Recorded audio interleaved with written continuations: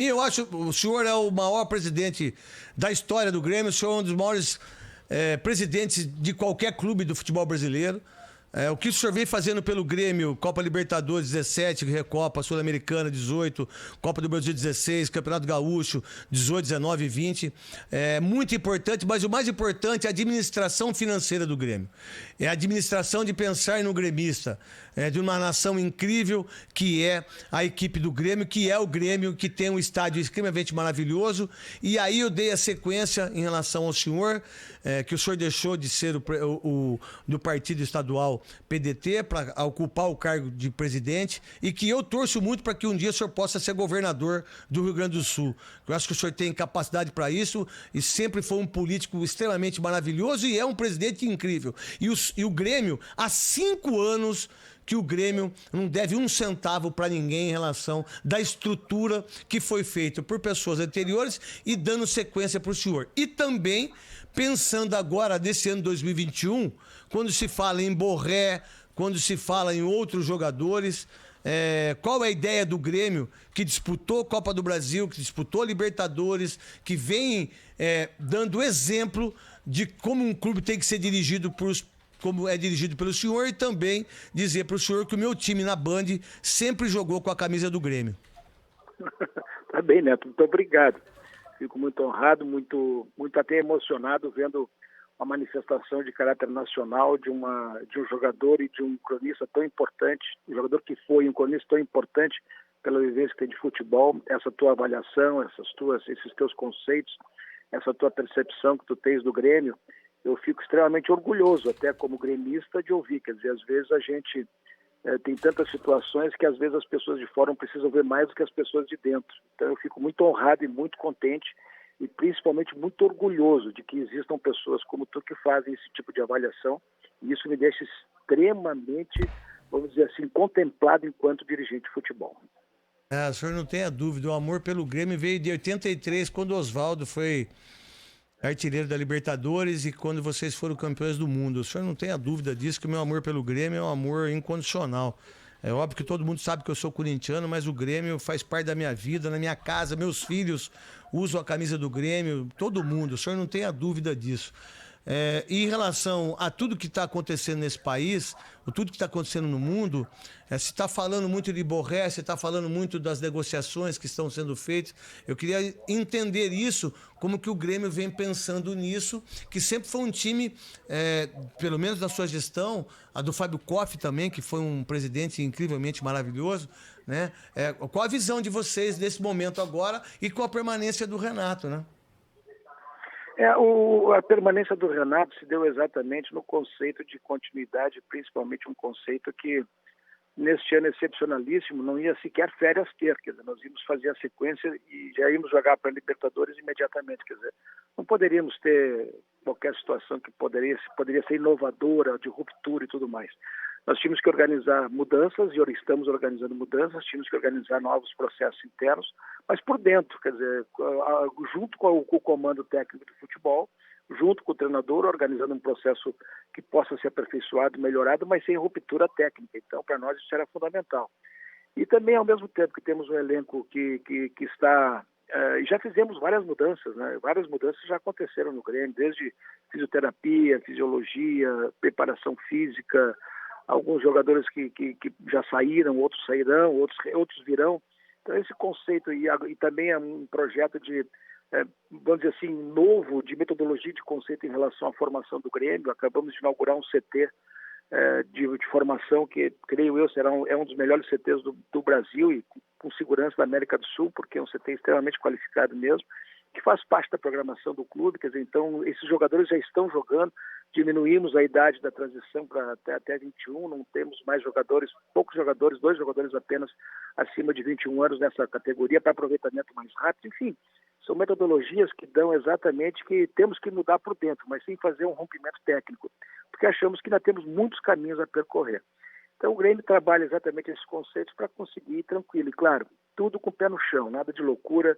O que é possível fazer o que não é possível fazer não se faz. Sempre tem que estabelecer limites para que a gente não possa correr risco. E esse momento do futebol brasileiro é um momento extremamente difícil. A gente tem que ter as avaliações muito claras, dos cenários econômicos, dos cenários financeiros, da perspectiva dos negócios, por uma razão muito simples. Logo em seguida poderá reverter tudo isso em situações de queda muito acentuada de receita, seja nos quadros sociais, os contratos de televisão, os contratos de patrocínio. Então, vamos combinar, quem dá um passo maior que a perna nesse momento poderá depois se arrepender. Então, o Grêmio sempre tem muito bem diagnosticado esses conceitos e procura se organizar de modo que a gente sempre faça um ano equilibrado.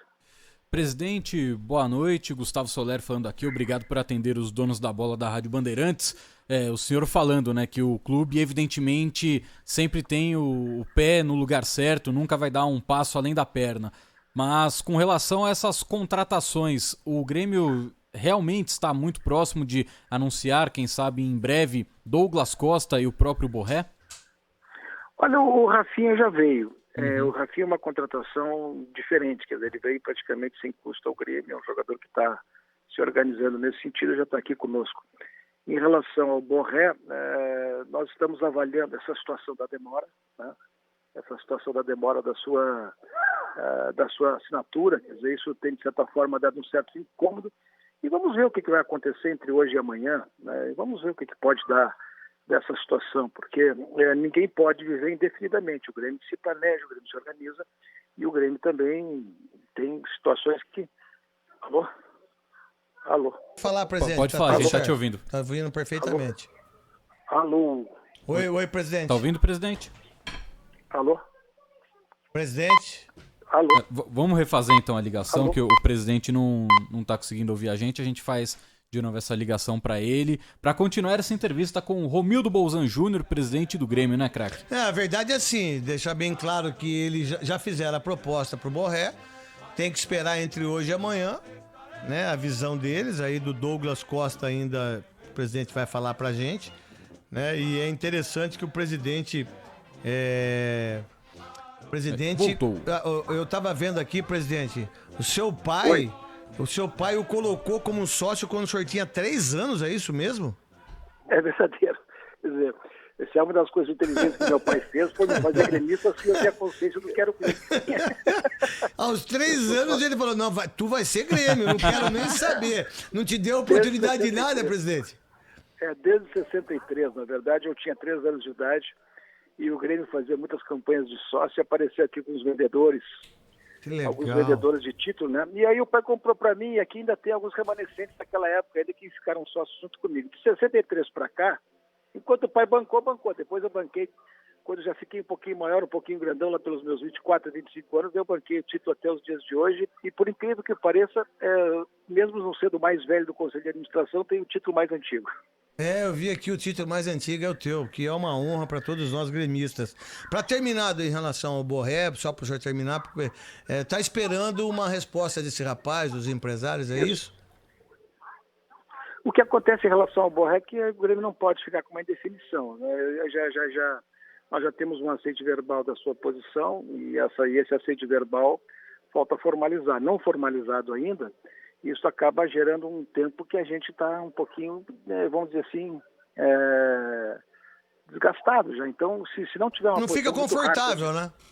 Não fica confortável. Se não tiver uma posição muito rápida em relação a tudo isso, pode criar um nível de dificuldade. E essa situação tem que se resolver entre hoje e amanhã. Não é para depois, não, porque a gente tem que partir para outras situações. E com relação ao Douglas Costa, presidente?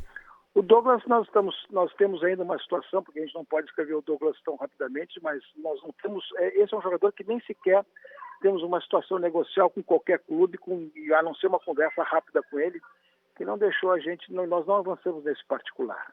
Então, nós não temos uma situação negocial que possa nos permitir dizer, olha, com esse jogador temos conversa. Não, nós temos uma mera situação de exame, mas não temos nada que permita dizer o seguinte, olha, esse jogador efetivamente é um jogador que está no radar do Grêmio. Ainda não temos essa posição e creio que não há possibilidade de nada. E tem outra situação que eu acho que tem que ser concreta e bem dita, né?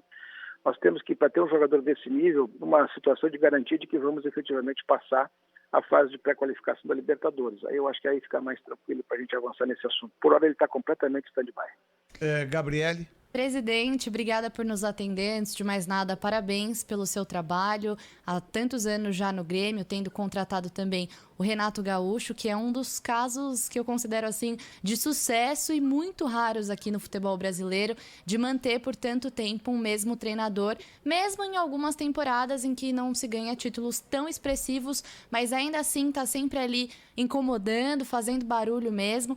E a minha pergunta é justamente sobre o Renato Gaúcho. O senhor já tinha essa mentalidade antes de assumir a presidência do Grêmio, de que um treinador precisa de tempo para conseguir apresentar um bom trabalho? Olha, o que eu acho? Eu acho que os trabalhos de longo prazo são trabalhos bem mais consistentes desde que se tenha certeza que aquilo que está sendo feito é o que tem que ser feito, é aquilo que consistentemente tem que ser feito. Eu, particularmente, para mim, sempre eu tive dificuldade no primeiro momento. Quando eu entrei no Grêmio, estava o Filipão que saiu por conta própria, depois veio o Roger, que saiu por conta própria, não foram despedidos, nenhum dos dois treinadores foi despedido. Eles poderiam até ter perfeitamente continuado, mas os resultados de campos lhes constrangeram e eles acabaram saindo. Foi isso que aconteceu, não foi uma decisão de direção. Mas o Renato foi ficando, foi vencedor e foi ficando. E temos um trabalho muito consistente aqui no clube. Então, para mim, sim, os trabalhos longevos, os trabalhos de longo prazo e o próprio trabalho que nós temos aqui, nós vamos fechar 8 anos de governança aqui no Grêmio. É um trabalho que foi feito diagnosticando o passado e corrigindo as coisas de futuro, e já estamos há 5 anos superavitários. Então eu confio, e para mim é fundamental, sim, que trabalhos bem diagnosticados, trabalhos de longo prazo são fundamentais. O presidente, eu fui fazer uma matéria com o Renato Gaúcho aí na Arena, que por sinal eu joguei muitas vezes no Olímpico, ficava olhando o cemitério lá para ver se alguém ia me chamar um dia, né? Às vezes eu ia bater falta no Gomes, no Derlei, ficava olhando pro cemitério e apontava para eles, ó lá em cima, olha lá para ver se eu fazia o gol, né? Mas eles não entravam muito na minha, não. O Baidec batia em mim demais da conta, que o Baidec bateu em mim, presidente, o senhor não tem ideia, eu sou amigo pessoal do Baidec. Baidec, um monstro sagrado, Ayrton Pavilhão, que eu já fui tirar foto na frente do Olímpico, na casa dele, né? Eu tenho o Oswaldo, todos os jogadores do Grêmio. O Oswaldo foi um grande jogador. Nossa, o Oswaldo, ele é um ídolo, assim, e ele está em Santa Bárbara do Oeste, eu sempre converso com ele, e a gente tem uma relação muito boa. E eu fui na Arena. A Arena é tão linda, ela é tão maravilhosa, mas eu queria te perguntar, hoje o Allianz Parque, no mundo, é o time que mais traz benefícios de shows, benefícios de multiuso mesmo, de dinheiro para o clube, né? Qual é a ideia de uma arena tão maravilhosa quanto a do Grêmio em relação a isso? Óbvio que chegou a pandemia, mas Deus quer, e eu tenho certeza que tudo isso vai terminar com a força de Deus, né?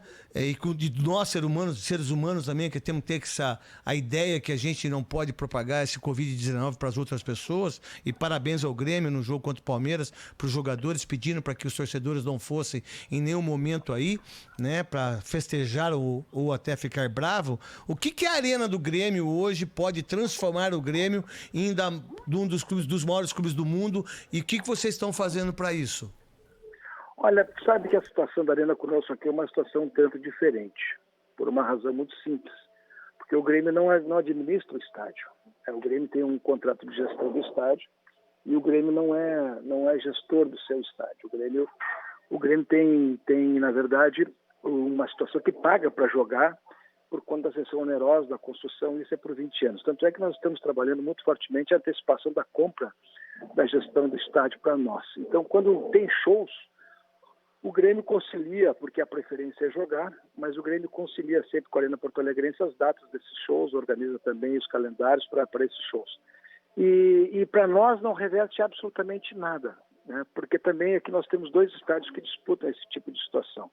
O primeiro estádio que disputa esse tipo de situação é o próprio Beira-Rio, que também faz shows, e a Arena. Mas para nós, como não tem absolutamente nenhum reflexo de nada, tem nenhum reflexo que seja, vamos dizer assim, financeiro, e que isso reflita, de certa forma, em alguma situação, a preferência toda para nós aqui em relação ao futebol é o futebol e não em relação a qualquer show. Mas é um estádio multiuso e poderá ser aproveitado como tal. Ele é muito lindo mesmo.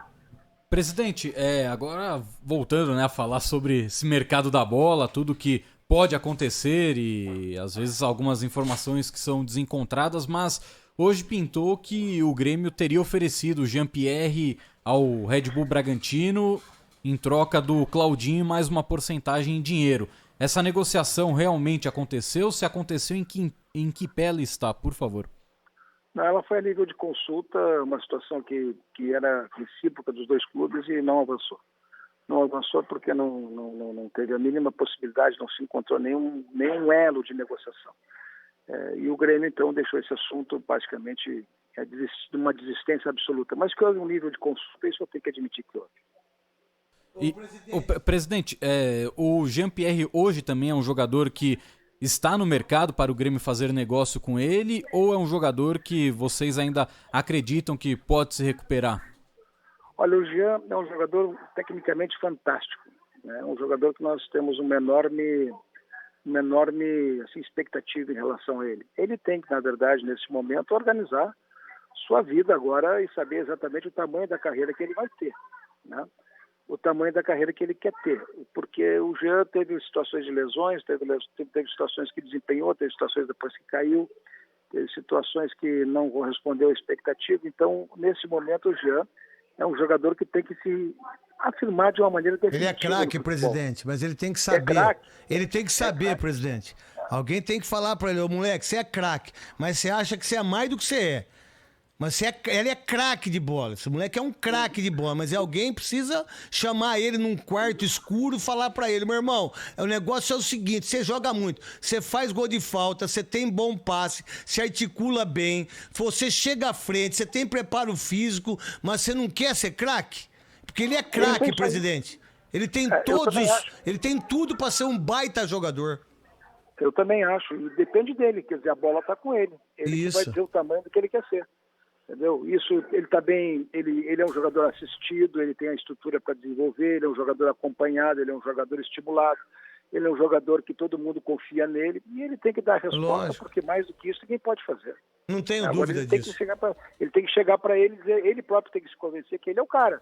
E para nós ele é o cara, só que ele vai ter que demonstrar que ele é o cara, é simplesmente assim, né? Não tenha dúvida. Presidente, você foi prefeito 3 vezes de Osório, 93, 2005, 2009? Sim, eu fui prefeito em 93, 96, depois fui prefeito de 2005 até 2012 da minha cidade. Sim, eu não moro em Porto Alegre, eu moro numa cidade a 100 quilômetros de Porto Alegre.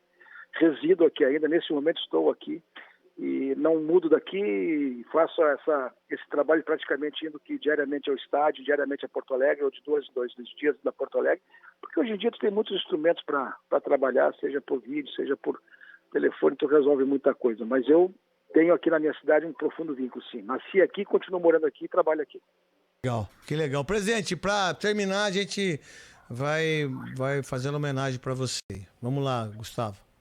Caju matou no peito, abriu para Renato, boa bola, escapou Renato, vai lá garoto, dominou a bola, olhou ainda a bola com Renato, Renato ameaçou o drible, insistindo contra Hierônimos, puxou para o fundo de campo, driblou de novo, preparou, ainda a bola com Renato no fundo, vai cruzar uma bomba, gol!